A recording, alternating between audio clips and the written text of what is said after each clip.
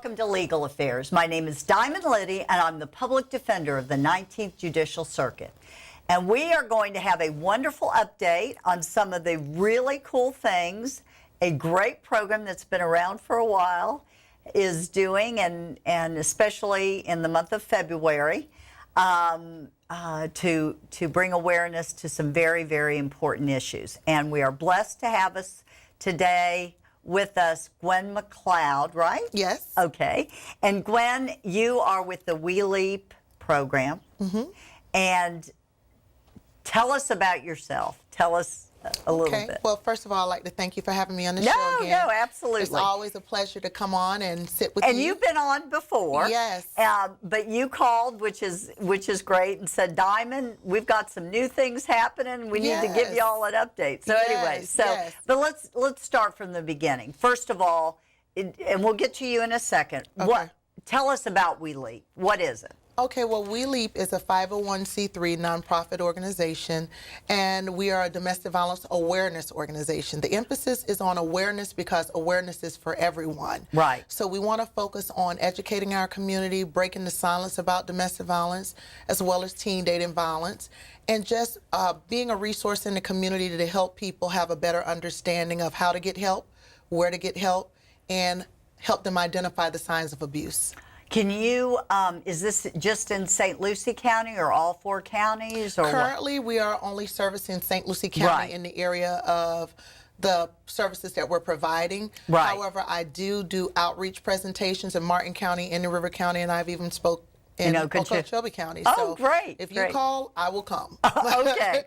Well, Gwen, let's back up. How long has We Leap been in existence? Right now, we are 3 years young. This year in June, we'll be 4 years young. Wow. And so we're excited about the growth and the expansion of services moving beyond the city of Fort Pierce. Now we're providing services in Port St. Lucie as well, and hopefully we'll be starting up some services in Vero Beach. Okay.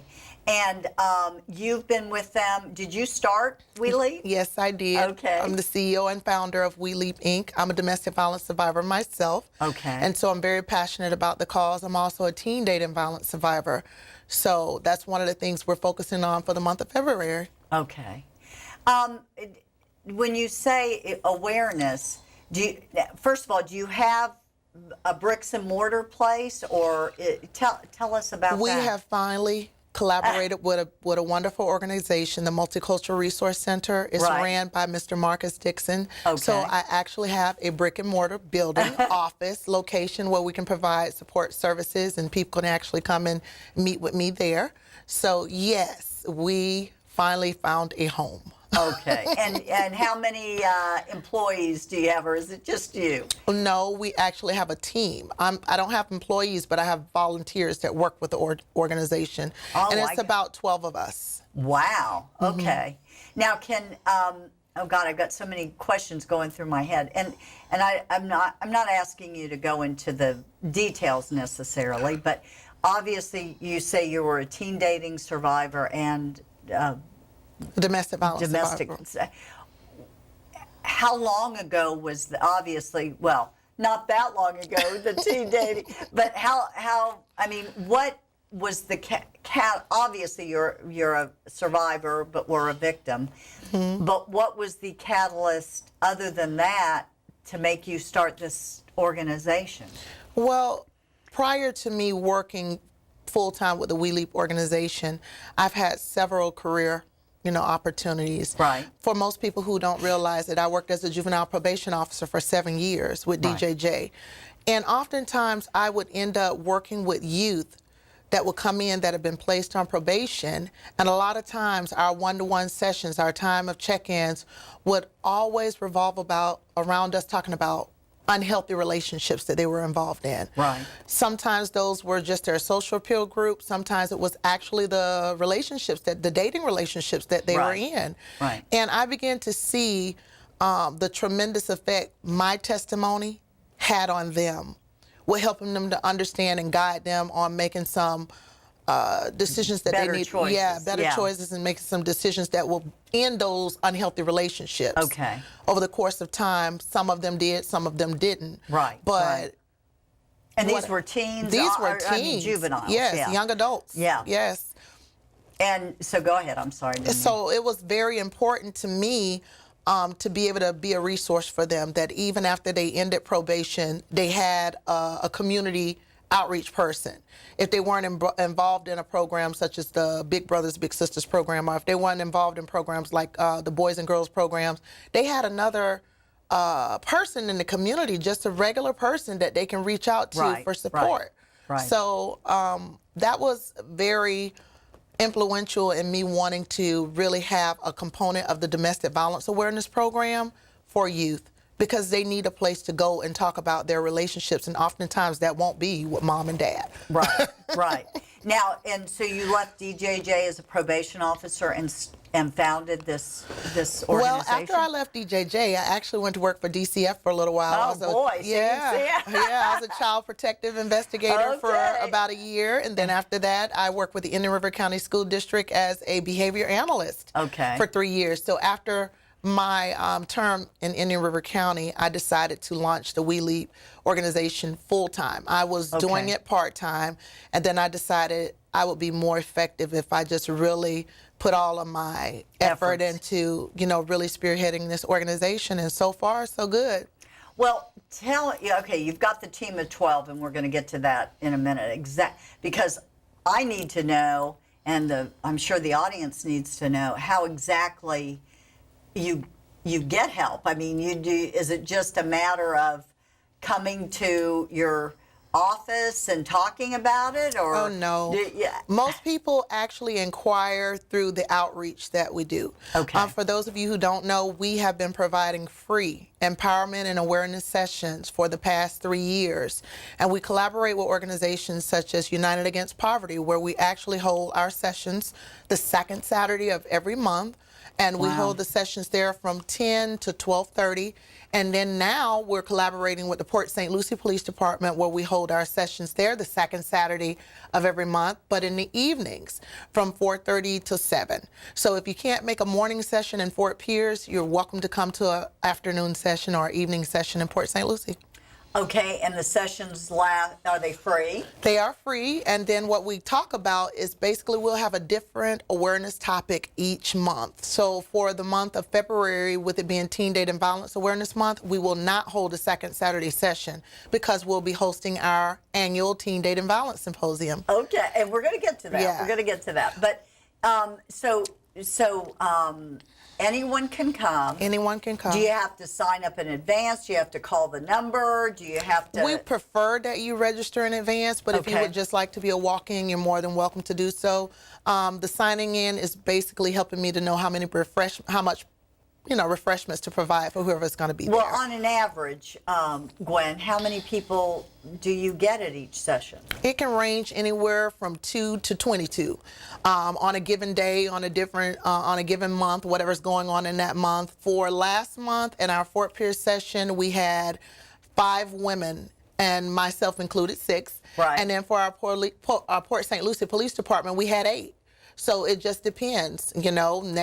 For the month of March, it could be more. Right. Because people called about the session that they missed, and so we may have more for the month of March. Well, do each of the sessions, Gwen, piggyback onto, in other words, is it like a building block? HBO series where you have to have seen the other one? No, it's not like that at all. We'll just have a different topic that we might talk about. For example, for the month of March, our January session was so successful, I'll probably repeat it again in March. And basically what I did for January is I put each and every person that walked through the doors in the shoes of a victim. And we did a reality walkthrough as if you were a victim, to see how it feels to be a victim, to see it's not as easy as you think it is to get up and leave a situation.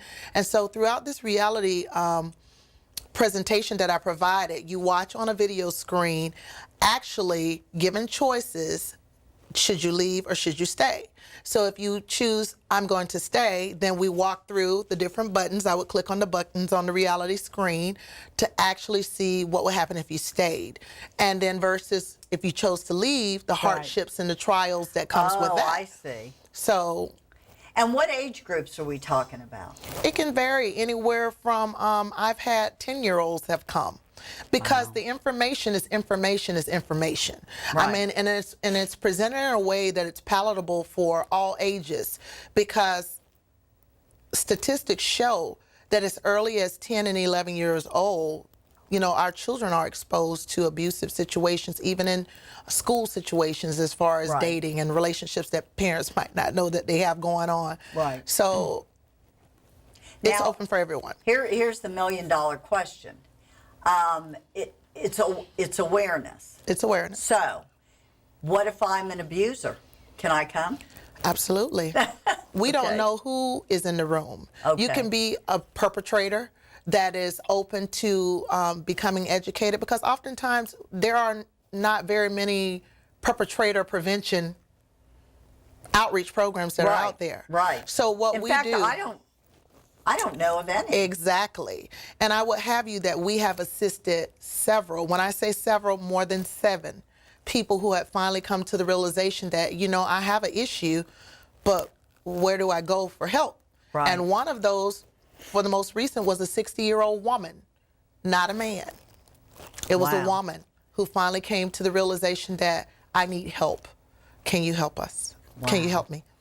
And the help you give then is through, I guess, a kind of therapy and that. Absolutely, talking through Okay. them, helping them to understand the signs of abuse within themselves, knowing their triggers, identifying what those triggers are, and not ignoring those triggers. Right. You know, just different things like that. Being able to just talk them through how to de-escalate themselves. It's sort of an anger management program. And in collaboration with We Leap, I also have my own for-profit business, which is called Successful Solutions. So although We Leap is a preventative measure, my Successful Solutions is an intervention measure. Okay. So I provide anger management courses and things of that nature, working one-on-one or in groups with individuals. Okay. Is your Successful Solutions ever court ordered, or is it just At this on a point, private? it has not, because I've really been promoting and marketing We Leap as the nonprofit. right. So this year, I have started reaching out more to promoting the Successful Solutions component of it, because that business is, this year is its 2nd year. Right. And so I just rolled out my anger management courses this year. I've had United Against Poverty. As a matter of fact, Stephanie Myers, she really encouraged me, you need to get that anger management program up and going. So with her encouragement, I did go ahead and launch the anger management component of it. Well, and not to interrupt, but you know, usually if you get anger management help or guidance or anything like that, it's court ordered. Oh, yes. You know, it's Yes. not through a voluntary. You know, I guess you could go to a psychologist or whatever and you know try to get help or guidance or whatever. But other than once you gotten in trouble, Yeah. I don't know of any agency that provides that. Exactly. So, no, that's great. So it's a Okay, resource. okay, let's back up because we're jumping around. So you now, and are the schools aware of this? They Gwen? are. They Okay. are aware of it. However, I have not actually went into the schools as of yet. Right. Our We Leap organization is looking at adopting a school this year that we would like to pilot our Safe Teens Leadership Program through. And I'm also working in collaboration with some of the other programs that have youth, because we ourselves don't really have our own core group of youth, such as a Boys and Girls Club or a PACE Center for Right. Girls. So we take what we have to them, but we do provide monthly sessions for youth who would like to be a part of a group. Okay. How are you funded? Through donations. Everything is donations, grants, and things of that nature is how we're funded. And grants such as? Through wherever we can get them. There's Yeah. the city block grant, or just researching, looking for grants that might apply to the services that we provide. Okay. So nothing in particular. We're actually going to start reaching out to Children's Services Council this year. Okay. Okay. Well, and good luck with that. Exactly. No, I don't mean good luck with that. I mean good luck with that, Glenn. Okay, let's talk about the 4th annual Teen Date Violence Awareness Symposium and Walk. Okay. So February is Teen Dating Violence Awareness Month. In the nation. In the nation. Okay. However, last year when we put on our Teen Dating Violence Symposium, Mayor Linda Hudson actually was very instrumental with helping us to put together a proclamation for the city of Fort Pierce. So our organization was able to get established Teen Dating Violence Awareness Month for the city of Fort Pierce so that we can actually start addressing issues here in our own city.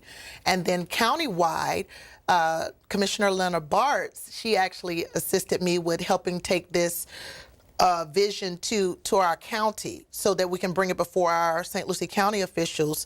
And they really understand the importance of breaking the silence about teen dating violence awareness, because if we don't nip it in the bud or begin to educate at a younger age, it just becomes adult domestic violence. Right. So I'm so grateful for both organizations, both the city and the county, getting behind this organization's with the proclamations that they put in place. So this year, we're actually going to hold the Teen Dating Violence Symposium in the city of Port St. Lucie. At the community At center. the community center. So Okay. if you're available, I don't know when this is going to air, but it's coming up Saturday, February the 10th. 10th from 9 to 4, right? Yes. And what? It's just walk in and talk to people? I mean, what's going to happen? There is a registration actually in place. However, if you don't get an opportunity to register, it is open to the community. Okay. We will start actually at 9 a.m. in the morning will be the time for our participants to come in and register. So from 9 to 9:30 is our registration.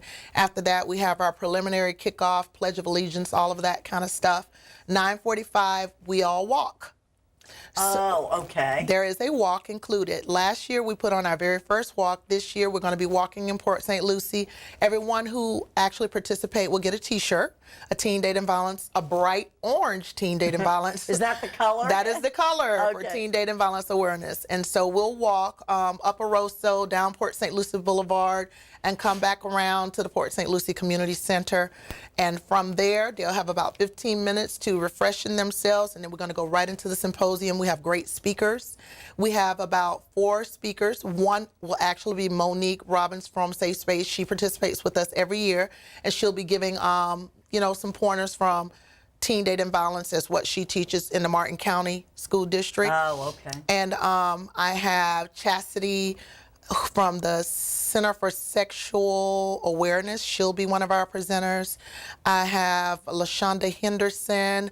She's a counselor and consultant. I have Sonia Bond. She's actually a doula. And they have Bell House Birthing Center, but she's a teen dating violence survivor. So we'll have different speakers coming in. We have a talent component that's included every year for the youth to showcase their talent. So for about half an hour, those youth who have signed up, I know Pace Center for Girls will be doing something this year. Great. And we have a couple of teen groups coming out of Okeechobee County that will be participating this year and doing dancing and different things. So we're looking to have a great day. Oh, wow. We provide lunch for them, too. Oh, my God. And it's free. It's free. Ooh, okay. AmeriGas is our sponsor for our lunch this year. They sponsored all the lunch, and so we collaborated with Silver Platter. They do the catering for my Purple Tie event, and they gave us a beautiful package for the teens this year. So they're going to provide hot dogs, hamburgers, coleslaw, baked beans, chips, wow. and drinks. And AmeriGas footed the bill for us. So hats off to AmeriGas. Thank you for sponsoring We Leap. Okay. And you can go online at we-leap2.com Yes. to find out more. Yes. Okay. Let's talk a little, and we'll give this at the end as well. But the phone number for you or anybody with We Leap is? It's 772-940-1632. Okay, and that's to call. And who answers the phone? I answer the phone. Okay. I answer the phone, and I redirect you to whoever you might need to speak with. And I'm jumping around a little bit, but the 12 volunteers you have, are those the ones that go out and host these symposiums on Saturdays in the mornings? And Well, for pretty much, they not actually... symposiums, but The break the silence sessions is what I call them, Right. empowerment sessions. Actually, I'm the one right now who's doing both sessions. Right. So when you come out, usually if you hear me, you want to see me. That's Okay. usually the way it goes. People Right. that have heard me on the radio, people have seen me on television, when they show up to these sessions, they're kind of expecting to see me. Right. And most often you will see me. However, our goal is to begin to train and develop other presenters to be just as passionate as I am when I'm coming across. And so a lot of training goes into place, especially for our He Matters group. I have 2 gentlemen that have joined the We Leap organization from the Human Services Department with Indian River State College. Wow. So our He Matters portion that reaches out to male victims is actually starting to rock and roll in the component of them providing monthly empowerment and awareness session for male victims. And also they're there to assist perpetrators, male perpetrators who are ready to say, can you get me some help? Yeah. I don't want to do this anymore. Exactly. And they're reaching out to our youth, our juvenile youth. So our He Matters facilitator is Joseph Santiago, and he's actually starting to go out into life bridges to start talking with the youth there, and that's in collaboration with DJJ's Faith Network. So we're very well in, collaborated and intermingled with the different programs that are going on. Let's back up for a moment. Teen dating violence. How prevalent is that? 1 in 5 teens, females, will most likely encounter some form of teen dating violence within a high school setting. And when you say teen dating violence, Gwen, are we talking about being physically hit or All of the above. emotionally abused? All of it. All of it. The emotional abuse, the physical abuse, the psychological abuse, the sexual abuse, all of it can take place. Financial abuse, you find girls, teenage girls that are actually supporting guys in a financial capacity, buying their clothes and their shoes and their hats and their, you know, and it's happening. Right. So we hit every gamut, every component of domestic violence and teen dating violence. We go through it all. So we can break it down into a way that they can identify for what it is today. So if I said financial abuse to a teenager today, they'll be like, what are you talking about? Right, right. I'll say, you probably know it in the term as a gold digger Yeah. for yeah. a female. Right, right. And you know it in the term as a freeloader for a male. right. So I break it down into today's vernacular so they can really get it and they can Yeah. understand it. And I even do that for the adults as well, because you would never think of financial abuse in the form of a guy might be in a relationship with you for your finances. Oh yeah, absolutely. Well, okay, so 1 in 5. No, and you don't when you think of domestic abuse or teen dating abuse. I mean, what comes to mind is Physical. Physical. I Period, mean, you don't point blank. think of somebody just being, emotionally, abusive or I mean and I know you're spot on. I mean, I see it, but that's not what comes to the forefront. To the forefront. No. But, So we deal with the physical at the forefront, and we make sure that we educate our teens and we let them know not only is it wrong, but it's against the law. right. Because this is, of course, legal channel. Yeah. So we will definitely be at our Teen Dating Violence Symposium, bringing up some case studies of teens or juveniles who actually have entered into some abusive situations, and they're incarcerated right now. Right. So we want to bring that to the forefront of their minds, because not only do we have victims in the room, but we have potential perpetrators that could be in the room. So one thing that's unique about our organization is we speak to them both. Right. We don't just speak to the victim.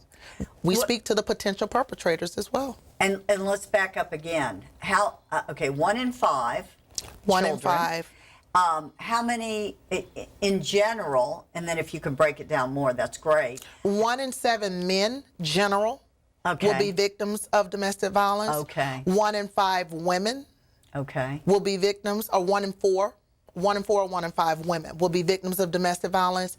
1 in 3 teens who might not 1 necessarily. in 7 men? 1 in 7 men. Wow. I would not have thought it was that high. And it does could, it change when it involves when children are involved, or the well, stats what they the same? do, the stats group male and female teens together. Okay. But with the males, adults, it's 1 in 7 males. And with the females, it's 1 in, let me make sure I'm telling you, 1 in 4 women. Okay. 1 in 4 women will be victims of domestic violence. And with the men, what's interesting, and it says that a man is severely assaulted by his wife or girlfriend every 14.6 seconds. And we're talking physically, because we were differentiating. Right. Physically, every 14.6 seconds. And that's what we know that's reported. Because, of course, women will report more frequently than a guy would possibly report. And I was going to get to that too. You know, certainly the stats have to be skewed somewhat, because men are embarrassed to say, exactly, you know, she beat the heck out of me. You know, I mean, they never want to say that. Exactly. Yeah. And so as a mom, it's important to me that I really begin to move men to speak out, because I have 3 daughters and I have 3 sons. And even as we sit down and we educate our daughters about what a healthy relationship looks like, we also do the same thing for our sons. Not just talking to them about not being the abuser or the aggressor in the relationship. But if you are. But if you're being the victim, I would hate to get a call at 3 o'clock in the morning, you know, because my son is in a situation that he doesn't know how to handle. Yeah. And law enforcement are in such a conundrum too. You know, they arrive at the scene. They don't. You know, I mean, both of them have scratches or cuts or whatever. You know, it's just, you know, if we can do something about this, it's, you know, it helps the community, law enforcement, saves money, all of it. And I really want to get the law enforcement more involved with talking to the men, because there's such a mindset that, you know, if we call, we're going to automatically be arrested, and that's not true. Right. And so having them hear it actually from law enforcement officials would be great. So that's one of the things that we're going to be working on, having like a group or a chat where they can actually come in and talk to guys, because a lot of times they feel like if we call, we're going to automatically be looked at as the... Right, even if we say, hey, I need help, I'm the victim. Exactly. Right. Exactly. Most of you going to jail. That's what they think, and that might not necessarily be the truth, because it's based on, like you said, when the officer comes, he looks at everything. Right. But it's so ingrained in the minds of males that they're not going to believe me. Well, I think, you know, the beauty of domestic violence, if there is one, is that we are so much more educated these days than, you know, even 5 years ago. I mean, you know, men can be abused. Children, you know, you just never thought of that before. And I think we are more educated, but we're less aware. What I mean by that is there's information out there for anybody to go out and grab it, but the statistics show that how many people that are really looking into this relationship issue as it pertains to DV, it's not as many as we think. Right. So the education is there, but the awareness is not. Right. So the whole Me Too movement increased awareness about sexual assault. Right. So the information was there, the education was there, but the awareness was not. Right. And so once that Me Too movement started, people started coming out of the closet from everywhere. Yeah, oh yeah. With Me Too, Me Too, Me Too, Me Too. Yeah. And so the whole focus behind We Lead is to get those individuals that are stuck in abusive situations to start thinking, looking, and hopefully leaving before they become a statistic. You are wonderful. Thank you so much. This was great. Thank you, Glenn. Thank you for having me.